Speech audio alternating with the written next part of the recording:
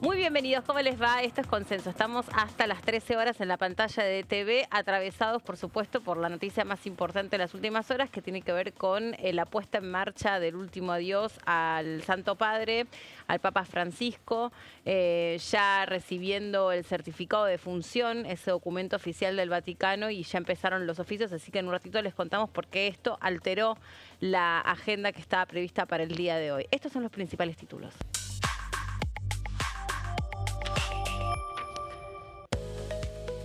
Fallecimiento del Papa Francisco. Bueno, lo que les contaba recién, los diputados le van a rendir un homenaje en el recinto a partir de las 15 horas. Tengan en cuenta que estaba prevista una sesión especial para el día de hoy. Hubo una reunión y se decidió que van a sesionar, pero en motivo del homenaje por el fallecimiento del Papa. Tiene que ver con eso, con expresiones solamente en relación a esto.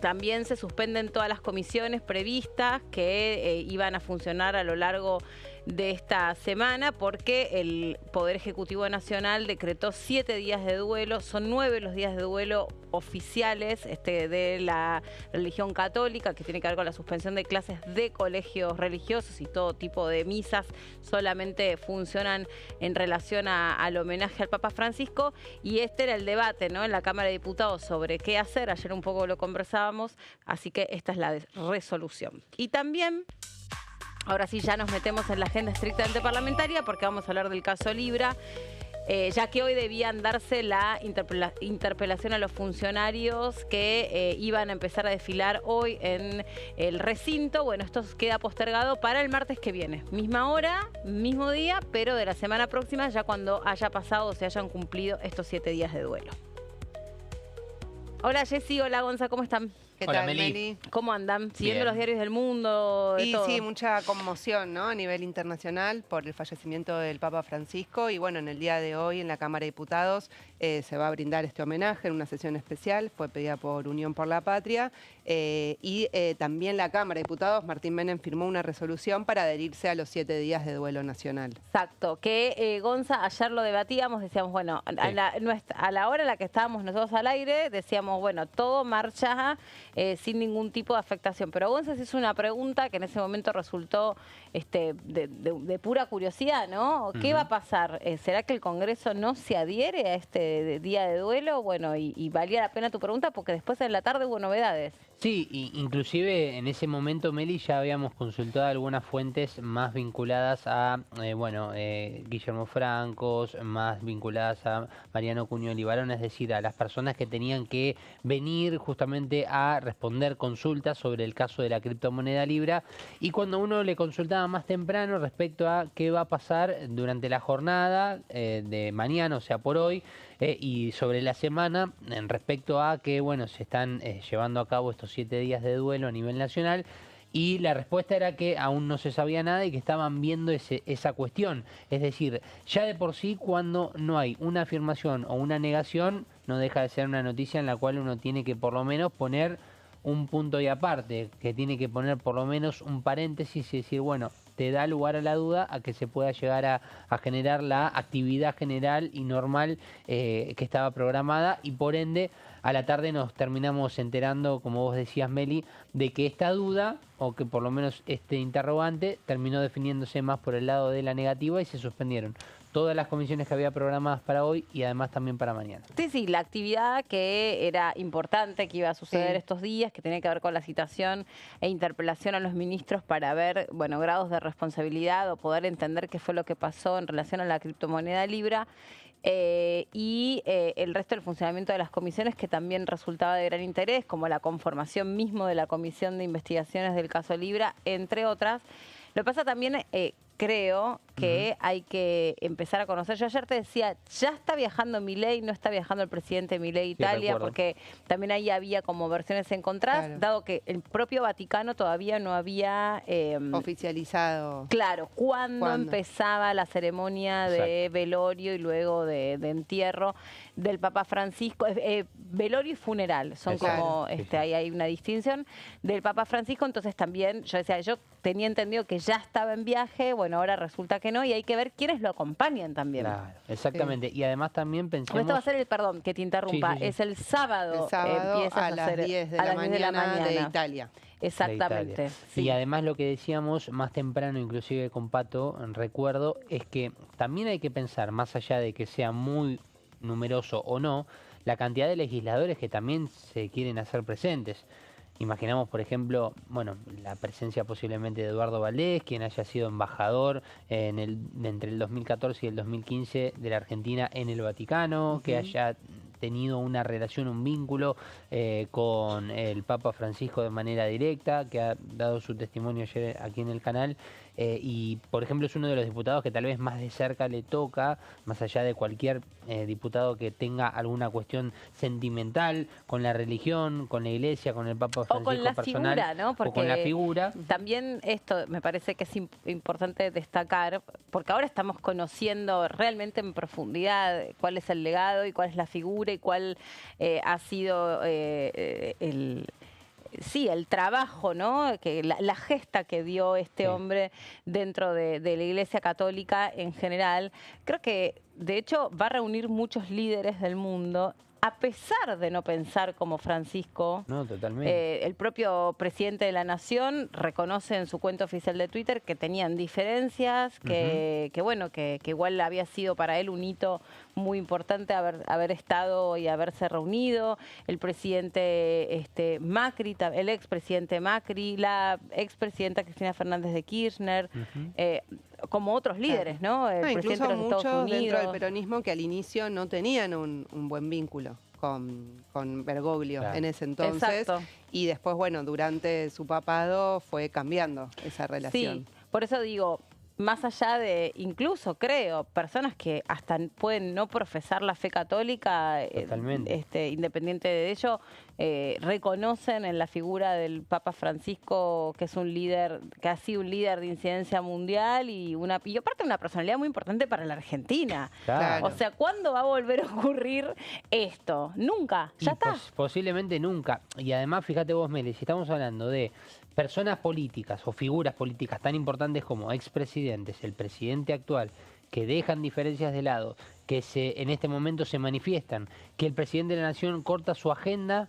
totalmente para viajar a Roma, para despedirse del Papa Francisco. Imagínense que estamos hablando de un acontecimiento, como vos decís, y un momento histórico y único, al cual no pasa tanto por la foto o el video de la presencia, sino que muchos legisladores tal vez, inclusive hasta tienen la idea de poder estar para no perderse un momento histórico, ya sea por agradecimiento, por querer estar, por lo que sea. Entonces teníamos que tener todos estos atenuantes en cuenta a la hora de analizar qué iba a suceder con la agenda de la Cámara de Diputados en estos 7 días que obviamente la noticia principal va a ser el Papa Francisco, obviamente con todos los temas que vendrán para la semana próxima, con todos los temas que están pasando en la actualidad argentina, no solamente hablando del Poder Legislativo, pero sin dudas que ahí está la novedad y ahí está el foco principal.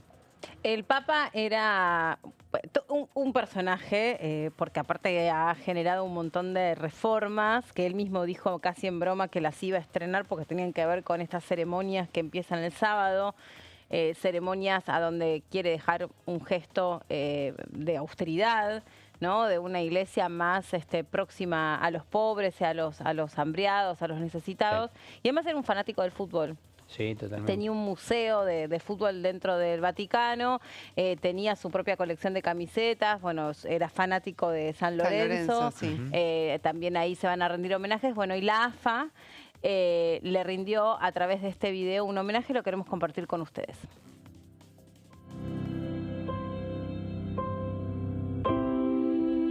Francisco, qué jugador. De esos que nunca perdieron la fe. Son elegidos. Aparece uno cada muchos años. Pero este fue distinto.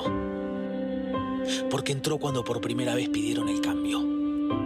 Sí, hubo humo blanco. Pero no vino a vender humo. Jugó como siempre se juega en el fin del mundo. Con sacrificio. Siempre con los mismos botines. Y con los pies en la calle. El último capitán de la iglesia fue argentino. Nunca hizo la individual. Predicó siempre el juego en equipo. ¿Te suena conocido? Si hay algo que tuvimos con Bergoglio, es un dios aparte. Hagan lío. Argentino tenía que ser.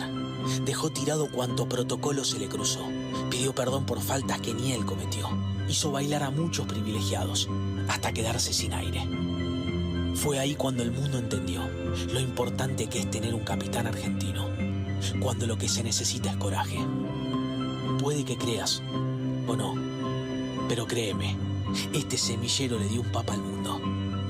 Y cada vez que festejemos un gol al cielo, lo vamos a hacer con honores, porque ahora también tendremos allá arriba al Papa del Bajo Flores.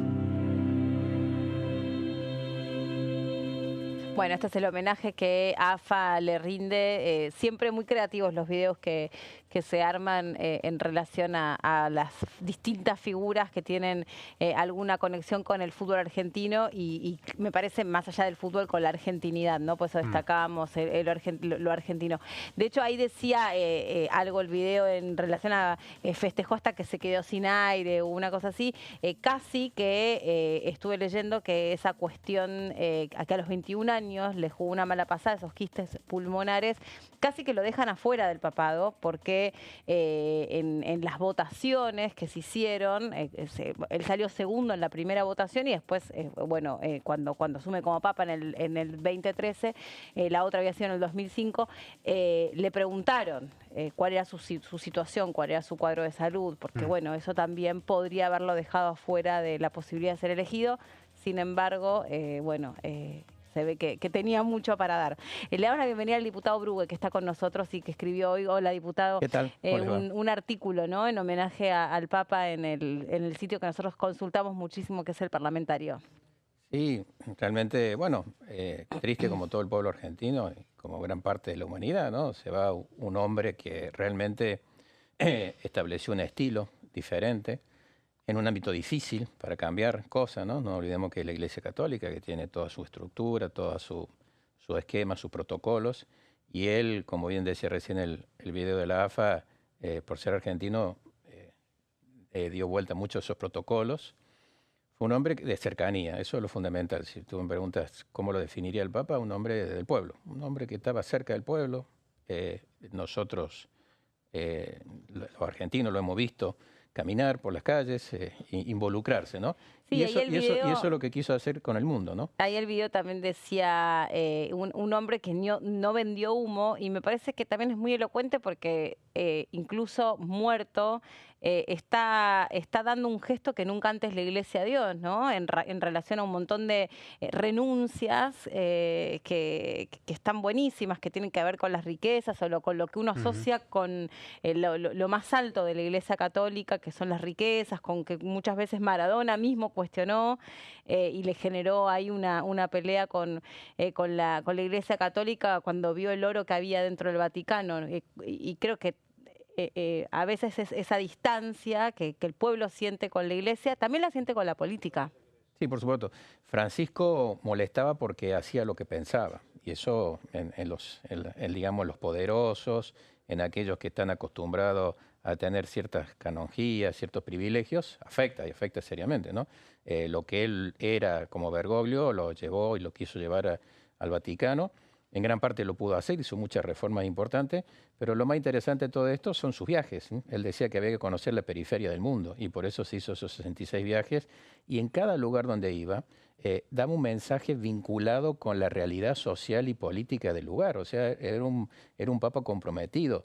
No era un papa dogmático del estilo Benedicto, sino que era un papa comprometido con la realidad de cada lugar donde iba. Y cuando habló en el Congreso norteamericano, cuando habló en Colombia, cuando habló en el mismo Israel, en Palestina, siempre con un compromiso y con gestos. Por eso es un papa de los gestos, un papa de la acción, no solamente de la doctrina y de la teoría, sino también de la acción. Por eso nosotros decimos por ahí que todos estos gestos, todos estos discursos, todas estas acciones, lo convertían en un líder que era más para los no católicos que para los católicos. Porque en definitiva, al hablar de la humanidad, al hablar de la dignidad de la persona, al hablar de la necesidad de proteger a a los desprotegidos, a los más humildes, y de hablarle a los líderes políticos en temas tan cruciales como la paz, como las armas nucleares y como el medio ambiente, evidentemente le está hablando a toda la humanidad y no solamente a los católicos, ¿no? Y de lo que viene, ¿cómo cree que se va a mantener el legado, digamos, en lo que respecta al cónclave, la sucesión también que va a tener? ¿Cree que se puede mantener ese legado? ¿Qué expectativas también sobre el futuro, no? Yo creo que Francisco era político, dentro de lo que es su estructura, digamos, en lo que hace al manejo ya propiamente dicho de la Iglesia Católica, y es por eso que este cónclave tiene un porcentaje altísimo de cardenales designados por él. Claro, casi el 80%, el ¿no? 80% con perfiles parecidos a él, a lo que él pensaba. Así que creemos que en una de esas se puedan dar estas circunstancias. De hecho, los cuatro cardenales con derecho a voto que van de la República Argentina, bueno, son de perfil hacia ellos. Yo conozco personalmente a nuestro obispo de Córdoba, Ángel Sisto Rossi, que realmente un hombre que viene del mundo, un hombre que estuvo siempre comprometido con lo más humilde, trabajó mucho en Manos Abiertas, ha sido el gestor y un poco el fundador de Manos Abiertas, así que ese gesto de la cercanía, ese gesto de la humildad, ese gesto de ser líderes pero con olor a oveja, como decía, digamos, Francisco, es el que está, digamos, ese espíritu está dentro del cónclave. ¿Quién será el nominado? ¿Quién será el designado? Esa es una cuestión que habrá que ver cuáles son las estrategias que los cardenales entienden que es el mejor posicionamiento para lo que hoy la Iglesia y el mundo necesita y sobre todo, bueno, continuar en parte el legado de Francisco, ¿no? Lo que pasa también el mundo está yendo un poco hacia otro lado, ¿no? O eso es lo que uno puede observar sobre los líderes o los partidos que se van imponiendo, sobre los sucesos, lo que ocurre, la xenofobia, el odio hacia el inmigrante, el desprecio hacia el pobre, hacia el olvidado, hacia el desposeído del mundo. Me parece que va hacia un lugar tristemente más egoísta, más solitario, más competitivo. Entonces, no sé, digamos, ¿qué leerá de todo esto la Iglesia? Y la falta de humanidad es propio, Y de empatía. Es propio de los nuevos tiempos, de las nuevas tecnologías. El individualismo te lleva a que vos con tu aparato creas que estás conectado con el mundo, pero estás conectado con un aparato, que por ahí tenés personas del otro lado, pero que en breve vas a tener máquinas, con esto de la inteligencia artificial. Entonces te va alejando, te va aislando. Y ese aislamiento lleva a que justamente estas nuevas concepciones autoritarias, concepciones individualistas, concepciones del consumo, todo aquello que el Papa Francisco criticaba, y criticaba fuertemente, y hablaba de la necesidad de que reconozcamos al otro como la persona, pero al otro en vivo y en directo, no al otro virtual, digamos, que por ahí no sabemos quién es verdaderamente, ¿no? Porque en el mundo virtual uno puede ser cualquier persona en ese aspecto. Entonces, yo creo que sí, que hoy es el desafío del Papa que viene es mayor, más con las tensiones políticas que hoy tenemos a nivel mundial, que son tensiones políticas que se trasladan en lo económico y que se traslada en el reparto de la riqueza y en las desigualdades. Yo creo que se van a profundizar las desigualdades entre las potencias y los países periféricos, como hablaba el Papa Francisco, y a los cuales él quería ir y quería hablarle y quería levantar, ¿no? Entonces, yo creo que son nuevos tiempos, el mundo siempre ha ido cambiando en diferentes posturas, y hay hombres que han estado en el momento indicado y en el lugar indicado. Uno fue Francisco, veremos si el nuevo Papa también está en el momento, en el lugar indicado, para levantar la bandera del humanismo, que excede a lo que es la religión católica. Por eso él hablaba mucho del diálogo interreligioso, incluso con los chinos, ¿no es cierto? Incluso con las religiones predominantes en todo el Oriente, porque entendía la necesidad de que en ese diálogo interreligioso se evitaran los extremos. Y él por eso que hablaba y criticaba a los líderes religiosos que llevaban al extremismo, porque el extremismo llevaba justamente a situaciones conflictivas, violencia y en definitiva destrucción, ¿no? Bruje, usted cuando arrancó esta descripción un poco de Francisco habló del hecho de ser un papa de las periferias, ¿no? De haber ido a lugares que inclusive en alguna nota, en alguna entrevista él decía, ¿para qué vas ahí? Bueno, porque hay que ir, decía él. Yes. Eso tal vez le negó en varios momentos la posibilidad de venir a la Argentina. ¿Cuál es su análisis o su sentimiento de que no haya podido venir aquí a nuestro país? Desconozco cuál en su fuero íntimo qué pensaba realmente, porque yo no mantenía diálogo con él ni ha llegado. Lo perdí yéndose a ser papa, porque en el año 2013 yo había sido designado presidente de mi partido, la Democracia Cristiana, y le había pedido una audiencia al Bergoglio, cardenal de la capital federal, de la ciudad de Buenos Aires. Y me habían conseguido esa audiencia, ¿no? Y un día me llama la secretaria y me dice, el arzobispo el monseñor le pide 1000 disculpas, pero se tiene que ir a Roma, porque vio que renunció Benedicto y entonces hay que designar un nuevo papa. Pero usted está primero en la lista de audiencias cuando vuelva. Y yo le digo, ¿y si no vuelve? No volvió. O sea que no tuve la oportunidad de conocerlo, ni viajé tampoco a Roma. Estuvimos cerca. ¿Qué le hubiera querido decir en esa audiencia? O sea, a ver, como líder de un partido que se llama nada más ni nada menos Democracia Cristiana, ¿qué hubiera querido acordar, reunir, intercambiar con el monseñor? Compartir impresiones. Es lo que hago yo siempre. La Democracia Cristiana es un partido abierto, amplio, no es confesional. O sea, nosotros tenemos inclusive hasta afiliados a musulmanes con autorización de las autoridades religiosas musulmanas. O sea, con lo cual tenemos una amplitud en ese sentido, no somos confesionales. Pero siempre cuando voy a diferentes lugares, y bueno, en este caso era el arzobispo de Buenos Aires, el presidente de la Conferencia Episcopal, o sea, con todas las posibilidades del conocimiento y de la permeabilidad que tiene la Iglesia en toda la República Argentina, era compartir impresiones sobre la pobreza, impresiones sobre la desigualdad, las necesidades, un poco para ver de qué manera se podía en algo articular ideas, no acciones propiamente dichas, porque la Iglesia está por un lado y la política está por el otro en lo que respecta a programas y proyectos, lo cual no significa que conjuguen en determinadas acciones para evitar justamente de que la política invada la Iglesia, ni tampoco la Iglesia invada la política, pero tiene que haber una articulación, que es lo que buscaba siempre Francisco en esas ideas que daba, ¿no es cierto? Bueno, aquí se han producido debates, digamos, donde cada uno, me imagino, se siente interpelado en su fe, en su postura, independientemente de lo que el partido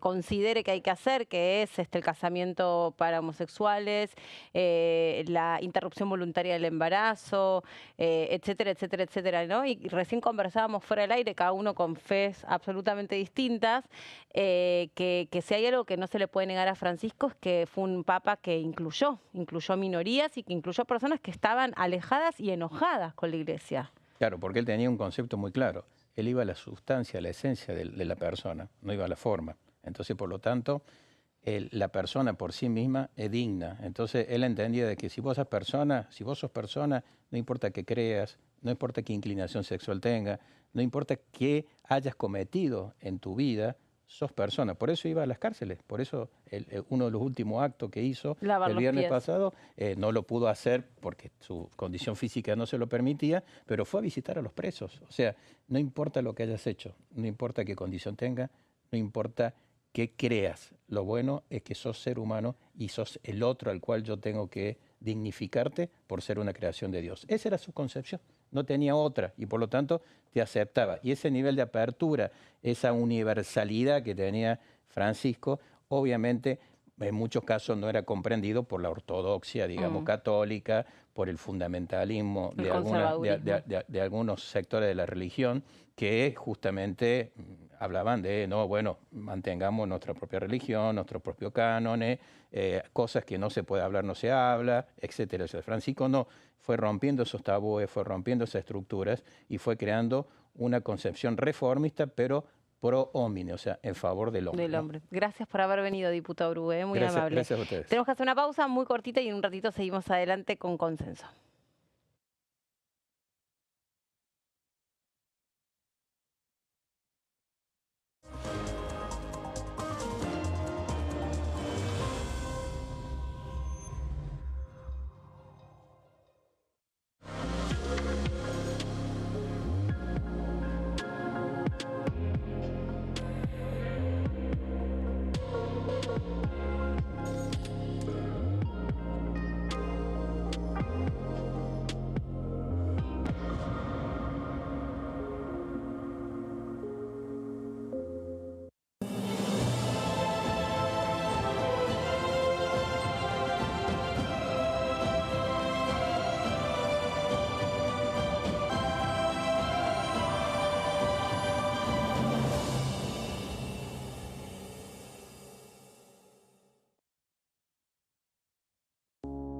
Las sesiones son el espacio donde los diputados debaten proyectos de ley para su aprobación, modificación o desaprobación. En una misma sesión se pueden tratar varios proyectos de ley. Desde el 1 de marzo, cuando el presidente las inaugura, se desarrolla el periodo de sesiones ordinarias. Entre el 1 de diciembre y el 28 de febrero se extiende el periodo de sesiones extraordinarias que solo pueden ser realizadas a pedido del presidente de la Nación. En el recinto, el bloque oficialista se dispone a la derecha del presidente de la Cámara, el bloque opositor mayoritario a la izquierda y en el centro los bloques con menos cantidad de integrantes. En el tratamiento, en general, los diputados tienen 7 minutos y los jefes de bloque entre 20 y 12 minutos conforme al número de legisladores que representen. La sesión es dirigida por el presidente de la Cámara de Diputados, que administra el uso de la palabra y las distintas instancias del funcionamiento. A la izquierda del presidente está el secretario administrativo, a la derecha el secretario parlamentario y debajo de él están los taquígrafos, que registran cada uno de los testimonios.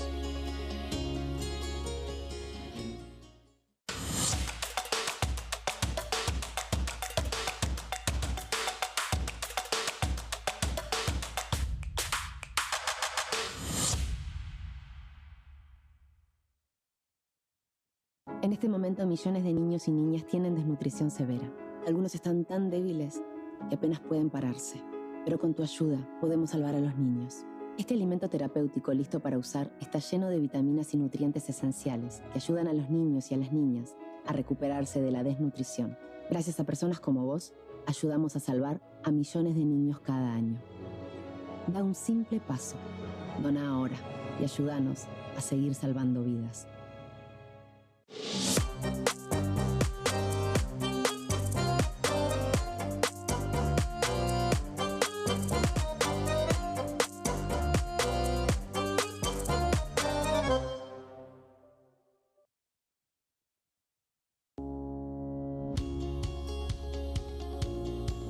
La Cámara de Diputados tiene 257 miembros. Los diputados debaten y sancionan leyes que rigen en todo el territorio nacional. Algunas de las más importantes son el presupuesto de gastos generales del Estado, el Código Civil, el Código Penal, la forma en que se rige el trabajo, las jubilaciones, entre tantas otras. Además, controla y hace un seguimiento de las políticas del Poder Ejecutivo a través de la visita de diferentes funcionarios o el pedido de informes, así como la posibilidad de realizar juicios políticos a los funcionarios. La duración de los mandatos de los diputados es de 4 años y pueden ser reelegidos indefinidamente.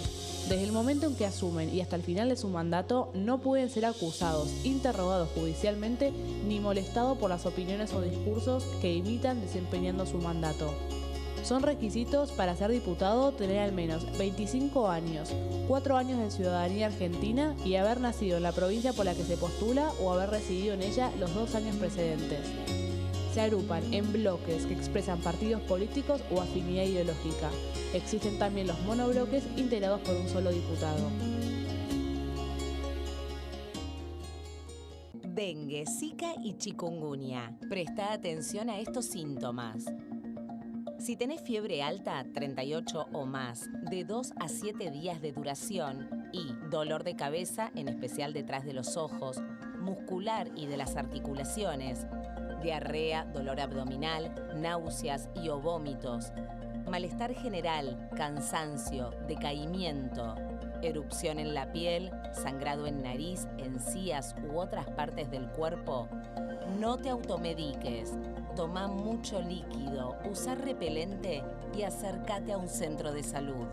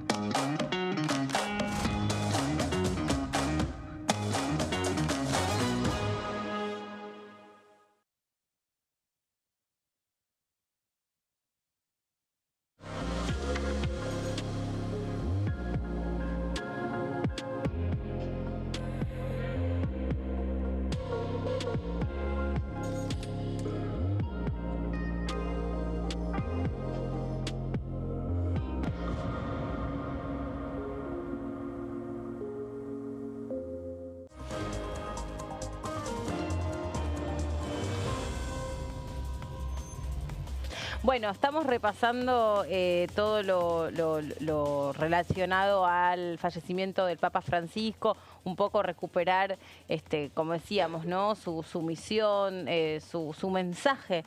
Que es mucho más que discursivo, es absolutamente gestual, y recién comentábamos entre nosotros algunas cosas que estamos haciendo como una puesta en común, bueno, decisiones que toma por primera vez Francisco, por ejemplo, ese famoso anillo del pescador, que era de oro macizo y que en realidad la parte superior del anillo es la firma, él la mandó a hacer de plata, rodinado, bañada en oro.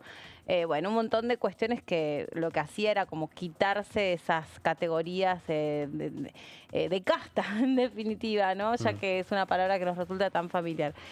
Gonza, ¿qué particularidad va a tener la sesión de hoy? Recién le preguntábamos alguna cosita al diputado cuando se estaba yendo, porque ayer hubo una reunión de jefes de bloque y acordaron la forma que iba a adoptar la sesión de hoy. Bueno, en particular lo que hay que ver es si hoy abrimos la agenda parlamentaria de la Cámara de Diputados, nos encontramos con que solamente está convocada a partir de las 15 una sesión especial que será para homenajear a Bergoglio, el Papa Francisco, quien bueno, falleció, recordemos, ayer lunes por la madrugada en la Argentina, 7:30 de la mañana en Italia, y que tendrá una sesión especial pedida, como suele hacerse en las sesiones especiales, en base a los artículos 35 y 36 del reglamento de la Cámara de Diputados, que lo que hace básicamente es convocar a través de un diputado y con el apoyo de no menos de 10 diputados en las firmas o cofirmantes, en el aval, digamos, del pedido de una sesión especial, para que se la convoque después de lo que fueron las suspensiones de todas las comisiones, tanto para hoy como para mañana, y así como fueron postergadas las actividades que estaban vinculadas al caso de la criptomoneda Libra, tanto hoy con la llegada de Mariano Cuño Libarón, al ministro de Justicia, el jefe de gabinete de ministros Guillermo Franco, quienes iban a venir a declarar sobre este tema, y de mañana, que también se postergará, sobre la conformación de la comisión investigadora sobre el caso de la criptomoneda Libra. Por eso lo que no vemos es una actividad vinculada a la labor parlamentaria, es decir, cómo se ordena, cómo se va a realizar, cómo se va a llevar a cabo esta sesión especial. Directamente nos encontraremos con una previa normal, donde van a llegar los diputados, se van a sentar en sus bancas. Recordemos, al estar convocada como sesión especial en base a estos dos artículos del reglamento, tendrá que tener quórum, los 129 claro, mínimos. Algo que, a ver, sirve si se quiere hacer alguna moción sobre tabla respecto a una declaración, algún proyecto de declaración y demás, pero la realidad es que en caso de que no haya quórum están las expresiones en minoría. Recordemos que estamos hablando de un homenaje al Papa Francisco, pero sí habrá que ver. Yo he consultado, por ejemplo, al entorno del diputado Eduardo Valdés, todavía no hay detalles exactos de cómo se va a realizar en el orden, qué es lo que se va a hacer. Recordemos que la bandera estará a media asta exactamente por estos 7 días de duelo nacional, y algunas frases, por ejemplo, que citó en el documento que mencionaba Eduardo Valdés, el diputado de Unión por la Patria, quien fue quien convocó esta sesión, que tuvo el apoyo no solamente de 10 diputados, sino de 18 diputados de Unión por la Patria. Entre ellos podemos mencionar Carolina Gailar, Tolosa Paz, Pablo Todero, Roxana Monzón, Santiago Cafiero, Alianielo, Sabrina Selva, Mónica Litza, Herrera, Tonioli, Nancy San, Jorge Romero, Lorena Pocoy, Daniel Goyán, la diputada Parola, Aveiro y también Yutrovic y Ernesto Ali fueron quienes acompañaron a Eduardo Valdés en esta iniciativa para proponer esta sesión especial que, bueno, dentro de este documento lo que Valdés obviamente expone dentro de los fundamentos es que fue el Papa Francisco un gran motivador de unir las partes que estén enfrentadas para que se sienten en una mesa, por ejemplo, a dialogar. Y además también otra de las frases que dice: el Papa soñaba con un mundo donde prime la fraternidad y el respeto por nuestras culturas, tradiciones y ciudadanías, algo que me parece también es un mensaje que se baja dentro del recinto hoy en esta sesión especial para homenajearlo, pero también para que pregone el consenso, la unidad y que el recinto de la Cámara de Diputados en este sentido, o podemos tomar el Congreso en sí, se una en una sola palabra en este sentido para el homenaje con el Papa Francisco. Escucharemos las diferentes versiones, veremos qué tipo de mensajes se brindarán. Imagino un clima bastante calmo. Dentro del recinto. No, y aparte para agregarte, Gonzalo, que Sí. es la reunión de labor que hubo en el día de ayer Claro. por la tarde, a esta iniciativa de Unión por la Patria de convocar esta sesión por un homenaje al Papa Francisco, hubo consenso de los bloques, digamos, además de acordar en posponer por una semana todo Exacto. lo que tenía que ver con la actividad parlamentaria. Había acuerdo en impulsar esta sesión. Fue parte de una resolución que se tomó en acuerdo por los distintos bloques. Es que estamos ante un hecho inédito, o sea, ya de por sí un papa argentino, latinoamericano, un papa que estaba muy vinculado a la argentinidad, a la vida política, es el papa que cuando monseñor, mejor dicho, más que cardenal, generó que se duplicaran los curas villeros, ¿no? O sea, esta idea del cura viviendo, teniendo cercanía habitacional, territorial con los pobres, con las personas que, entre otras cosas, los curas villeros también se terminan metiendo con todo el tema de la droga en los barrios, con el rol que tiene la Iglesia durante la pandemia. Es un papa también que le tocó cruzar eso, ¿no? Una pandemia. Te sumo algo más. Un papa campeón del mundo. Campeón del mundo. Entre tantos videos que van apareciendo, porque uno a veces no puede ver todo el material constantemente. Apareció el video donde una de las personas que sobrevivió a la tragedia de Cromañón, recordemos hace 25 años atrás, si no me fallan los números, le estaba mostrando un libro al Papa Francisco en un momento de su papado, él ya en silla de rueda. Él se quedó en silencio y le dijo: es imposible que me olvide de ese día porque yo fui a recorrer los hospitales. Es decir, más allá de su legado como papa, también habla de su misión dentro de lo que fue, bueno, la ciudad de Buenos Aires, la Argentina, su tarea en este sentido, como la de muchos curas villeros que están en lugares de manera silenciosa, que uno no se entera hasta que no ve este tipo de testimonios, o si no habla con una persona que te diga: sí, yo lo vi. Entonces está bueno también hablar de estas cuestiones que son importantes. Sí, y también pensaba digamos, en el rol del Papa en los conflictos internacionales, un Papa que estuvo muy pendiente. De hecho, creo que el mismo sábado anterior a su fallecimiento hace un llamado a un colega religioso en una iglesia en la Franja de Gaza, preocupado por la situación humanitaria. Un Papa que trató de mediar para que liberen a los detenidos secuestrados y torturados por Hamás, un papa que intentó lidiar en la guerra de Siria, un papa que intentó lidiar en la guerra de Rusia-Ucrania. O sea, después creo que no alcanzó, lamentablemente lo digo, creo que no alcanzó, pero todo el tiempo se trató de usar la figura del papa para que fuera un pacificador y un mediador y pudiera, eso que decís vos, que personas que piensan diferentes o que tienen maneras antagónicas de ver el mundo pudieran sentarse en una misma mesa, puntualmente con todo el tema de la liberación de sobre todo los argentinos por el grupo terrorista Hamás. También se buscó mucho su posibilidad de mediar, porque me acuerdo que en ese momento, cuando era canciller, hoy el diputado Cafiero decía: es muy difícil para nosotros encontrar una figura que sea capaz de sentarse con un grupo terrorista. O sea, Claro. ¿qué te vas a sentar a negociar si del otro lado tenés un grupo terrorista? Bueno, el Papa era una figura que por ahí podía hacerlo, y de hecho las figuras religiosas de distintos credos de la Argentina van a brindar una ceremonia ecuménica en la Catedral de Buenos Aires. Sin dudas, ayer lo recordaban miembros de distintas iglesias, de distintos credos, de distintas fe. Entonces creo que también el Congreso en ese sentido hace bien en reunirse a propósito de lo que ha dejado este hombre, ¿no? Y ver también qué puede tomar la política de esta forma de de esto que tomó la Iglesia y que aceptó la Iglesia, porque el Papa fue muy resistido entre sus pares. Sí. Es más, te voy a decir algo, Meli.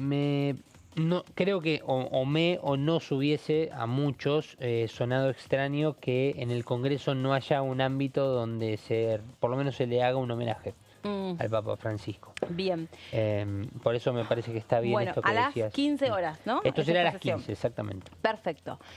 Nos quedamos con ese escenario, ¿no? Con el escenario del Congreso, a donde hoy debiera haber habido otra actividad, que era una sesión especial.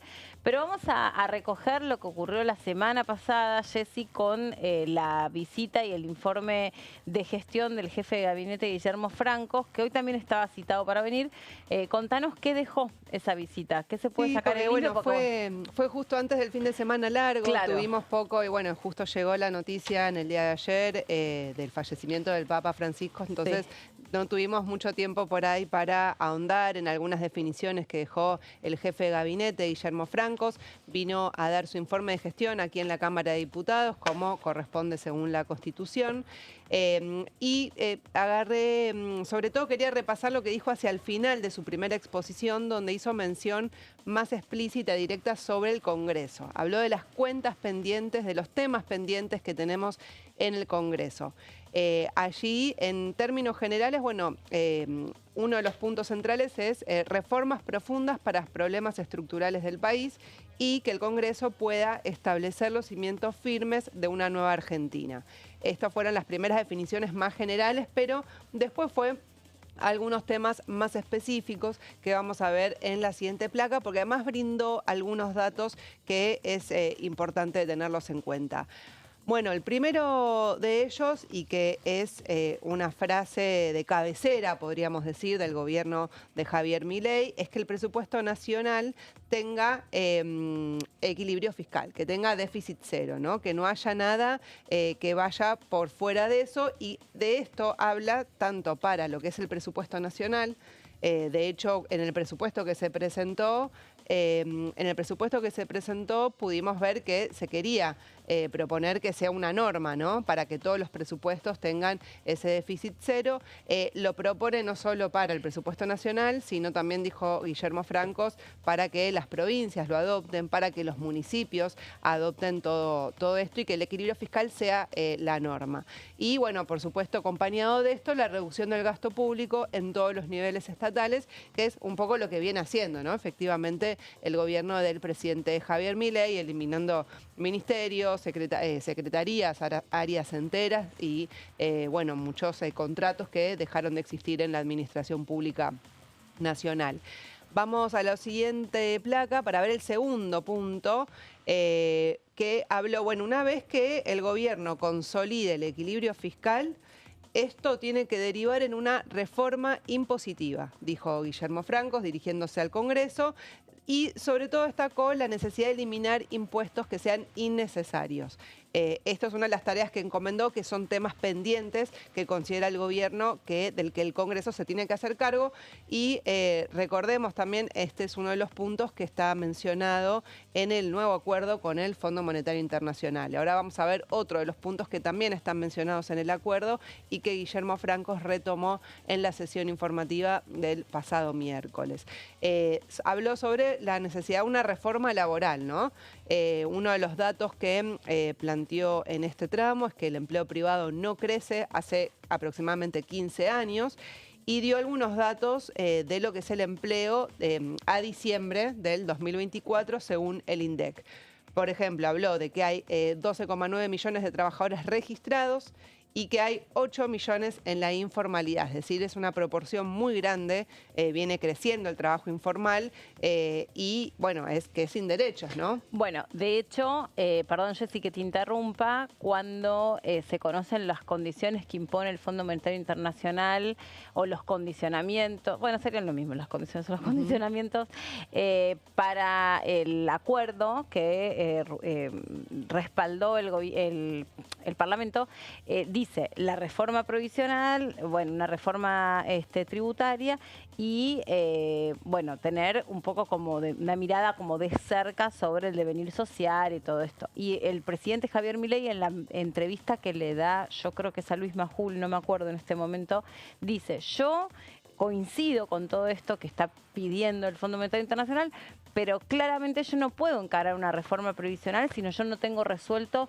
el problema que es de la falta de empleo registrado. O sea, la verdadera crisis con la que yo me encuentro a nivel laboral, que habla de esto, de la reforma laboral que también pide el Fondo Monetario, no puedo desatender que el principal problema es que yo no tengo trabajadores registrados activos para poder solventar retirados. Y es algo que también venimos contando nosotros acá, porque en el medio de la reforma sindical, la democracia sindical, lo que dejó la pandemia en materia de batería de leyes o de el repensar del esquema laboral, el gran problema es ese, es que se han desarrollado un montón de actividades que están por afuera de lo registrado. Vienen los representantes de ARCA, bueno, ex-AFIP y qué sé yo, y siempre dicen lo mismo. No estamos pudiendo recaudar a los niveles que recaudábamos antes, y en gran parte no es porque la gente no quiera, sino o porque no puede o porque no está incluida dentro del régimen tributario. Bueno, el tema ahí es, yo creo, es la gran pregunta es cuál es el tipo de reforma laboral que va a beneficiar que se tomen trabajadores, digamos, registrados. Claro, porque ahí también está bueno eso que decís vos, porque es una reforma laboral hacia donde siempre tiene como mala prensa esa palabra, porque se supone que vienen a quitarle los derechos a los trabajadores, derechos adquiridos, y que son derechos que bueno, que han costado mucho tener. Vacaciones, aguinaldo, ART, etcétera, etcétera. Seguro, todo lo que nos ha permitido también de alguna manera capear la pandemia. Pero bueno, también hay que pensar que las formas de trabajar cambiaron, los dispositivos tecnológicos afectaron lo que es el trabajo por hora, convirtiéndolo en un trabajo por objetivos, que por lo menos la Argentina en su gran mayoría está pluriempleada, ¿no? Es como sí, de hecho, bueno, hubo todo un debate la semana pasada. El mundo laboral. Porque el ministro de Economía, Luis Caputo, subió unas estadísticas de que había aumentado el salario del sector privado, ¿no? Del registrado privado. Y otros especialistas lo que señalaron es que no es que o sea, le decían, mirá, no creció en términos de paritaria, sino que lo que está creciendo es la cantidad de horas trabajadas. La gente tiene que trabajar más para llegar a fin de mes. Entonces eso es parte de un debate que está hoy, digamos, de cómo se interpretan las estadísticas que, digamos, no son infalibles, siempre hay interpretaciones diferentes. Son interpretaciones también, por ejemplo, vos ves que ahí vas por determinados barrios y no sé, recorres algunas zonas comerciales y ves los carteles que dicen se busca vendedora, se busca mozo, se busca repositor, se busca repartidor. Pero cuando vos decís, ¿y cómo puede ser que hay gente que se queja de que acá no hay trabajo, acá está lleno de trabajo? Bueno, por las malas condiciones. ¿Qué calidad? Claro.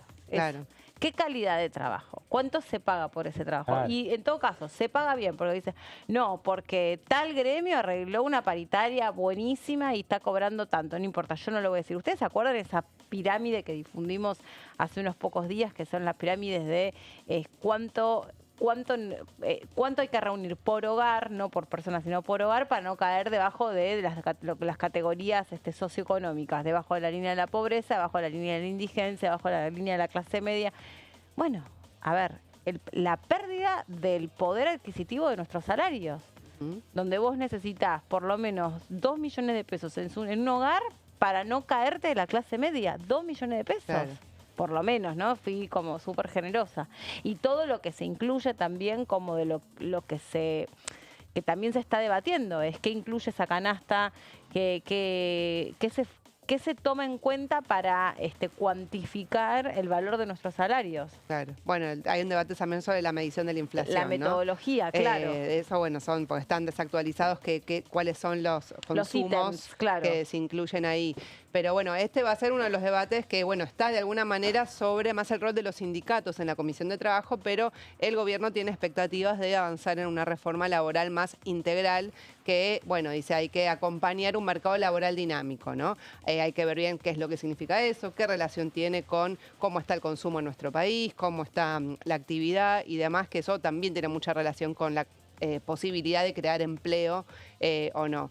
Y por último, habló del tema de las jubilaciones, ¿no? Que es otro de los puntos que siempre históricamente el Fondo Monetario Internacional le ha exigido a todos los países, eliminar regímenes especiales, atender el tema de las jubilaciones, que es un problema mundial, ¿no? Pero dio unos datos el jefe de gabinete, Guillermo Francos, importantes para tener en cuenta. Dice, del total de las jubilaciones y pensiones que pagan CES es de 7,5 millones de personas, ¿no? O sea, hacia 7,5 millones de personas. De esas, dice, hay 3,9 millones que son jubilaciones que accedieron por moratoria. Y solo hay 1,8 millones que hicieron todos los aportes completos y se jubilaron con el sistema de reparto, habiendo aportado los 30 años, cumpliendo la edad, etcétera. Entonces dice, bueno, es un 2-1 esto, ¿no? O sea, cada 2 que se jubilan por moratoria, hay uno solo que aportó todo. Entonces, este va a ser un poco el debate que vamos a ver la semana próxima en la Comisión de Previsión. Incluso el jefe de gabinete, Guillermo Francos, dijo, por eso no entiendo por qué hay bloques que en el Congreso están pidiendo prorrogar la moratoria. Lo que hay que hacer es mirar más integralmente cómo se corrige esto y bueno, y completa la cifra del total de 7,5 millones. Hay unos 600.000 personas que no me daba la suma. Reciben programas sociales. Eso se lo preguntó Tetaz también en el momento porque no lo había dicho primero. Y dice, bueno, y los que faltan, entonces ahí dijo, bueno, son otros programas sociales de distinto tipo. Aquí señaló este sistema, con estos datos, los usó para decir este sistema es deficitario e inviable. Sí, y que hay que ir a un sistema autosustentable y perdurable. Ahora, uno ve esos datos también, son, dijimos, 3,9 millones, dijimos que por moratoria, bueno, si no hay moratoria, implica que ese porcentaje, o sea, hay un porcentaje muy alto que no se podría jubilar. Entonces, ¿qué hacemos con toda esa gente que por ahí trabajó en la informalidad, tiene algunos aportes hechos? O no les hicieron los aportes. Claro, o no se los pagaron. Trabajó registradamente, pero nunca se enteró que no le habían hecho los aportes. Bueno, vamos a seguir repasando, porque obviamente hay un montón de temas importantes. Nosotros ya estamos sobre el final y aparte hoy es un día especial porque, como les contábamos, a las 3 de la tarde es esta sesión especial en homenaje al Santo Padre, al Papa Francisco, y nos vemos mañana para poder también un poco reordenarnos y contarles cómo sigue todo esto. Gracias, Gonza. Un placer, Meli, como siempre. Gracias, Jessy. Mañana seguimos. Mel. Dale. Gracias.